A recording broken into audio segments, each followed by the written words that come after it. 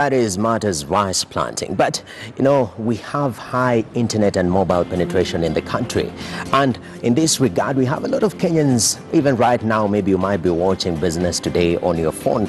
Online is a huge space where people can make money. And that's why right now I'm joined by Amos Kariuki, who is the director of NIGET, a space where businesses can strategize to make more money. Okay. Thank you for speaking to Business Today. It's my pleasure. The first question is about opportunities in the online space. What opportunities are there in the online space, especially for businesses?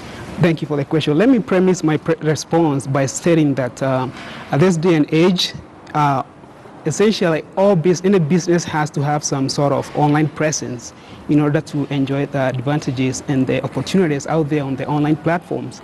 And that being said, it's not just a matter of having online presence. If you have social media, website, or paid space on someone else's platform, you have to make sure it's the right presence online. Now, the opportunities that are there for the business owners is that the gap between the consumer and the business owner has been closed such that the consumers nowadays are going for more than anything else for convenience. And that is effort and the time spent for the consumer to get the services they need. If that can be reduced, that's what they're going for most. Definitely. Yeah. And let's speak on the flip side of things. Brick and mortar, that is what is being phased out. And some people are arguing there might be a recurrence on brick and mortar. What are some of these challenges that face the online space, businesses that are operating on the online space, that make people doubt that and say, you know, we better deal just with brick and mortar?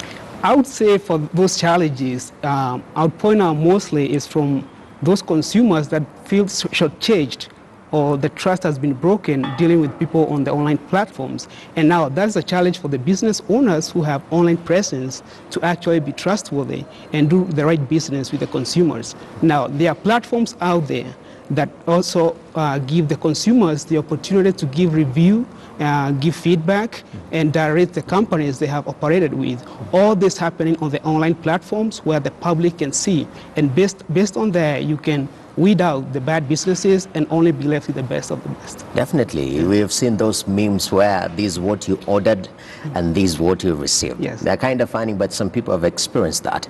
Now, in terms of businesses acclimatizing to these particular changes, because majority of businesses, maybe they were started back in the 80s, 90s, somebody's just started his business, and they're trying to figure out how they can acclimatize into this environment where people are moving online. What are they supposed to do? At this day and age, once again, let me use my point that I made earlier. We have moved to an era whereby people just want convenience more, in some cases more than the price they're paying for. They're even willing to pay a little bit higher to get the convenience they need. And this is brought up by the lifestyles we have nowadays. We are living in a fast-paced world, and people they are busy with their lives, and they want to do business, they want to do purchases and order whatever they want without having to leave their houses, or if they want to commute to their jobs, without having to stop and get into a store.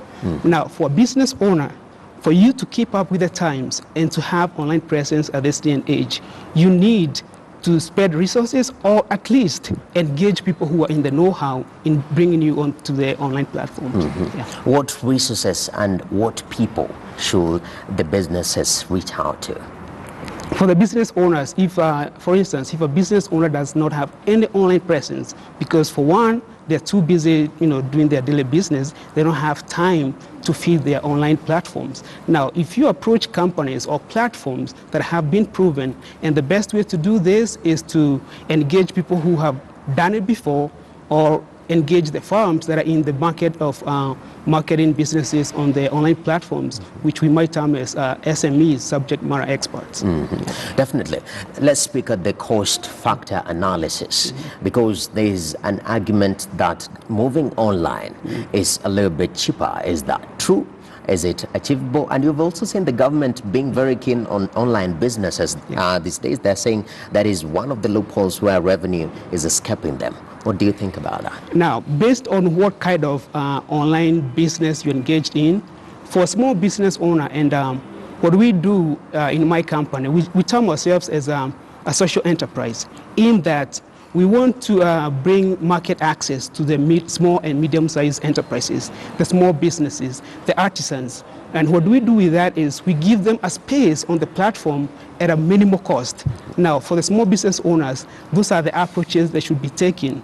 Find places where they can get a space on already existing platform for a small fee that has viewership to millions of potential customers, not only in Kenya, but especially with the Kenyans in the diaspora, especially the ones who have engaged in the USA where I live. They are so much interested into seeing something that they can rely on, especially if they're doing business who are still out there in the diaspora looking for businesses here in Kenya. And speaking of diaspora, sometimes is it over ambition in regards to you've started your online shop?